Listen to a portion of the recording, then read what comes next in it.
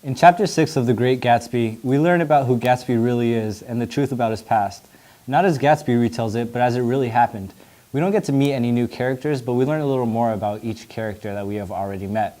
A conflict grows between Tom and Gatsby as Tom becomes suspicious of Daisy and Gatsby. We see this at another one of Jay Gatsby's extravagant parties. The 1920s were seen as an era where everybody partied and it was just part of the lifestyle. One thing that helped sway this was the jazz age. Anyways, Tom was being a bit protective of Daisy from Gatsby. He also criticizes the way Gatsby created his wealth. There are two other conflicts in this chapter that grow. These are Nick's internal conflict of his view of Gatsby and Gatsby's internal conflict of the past and the present. Gatsby is trying to recreate the past when there's no way he could do that.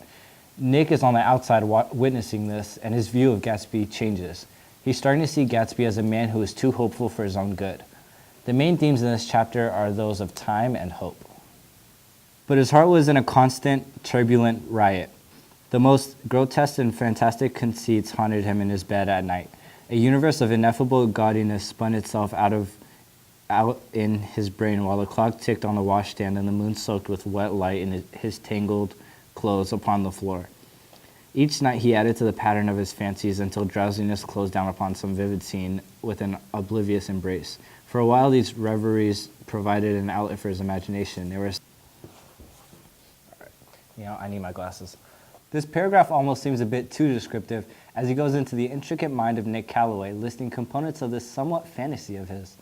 This goes into some of the aspects that we talked about earlier about how he goes into depth with the characters and how the little things can contribute to the plot.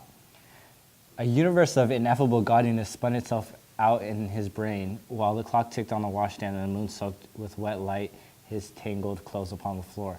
If this doesn't let the audience know how descriptive he is, not much else will.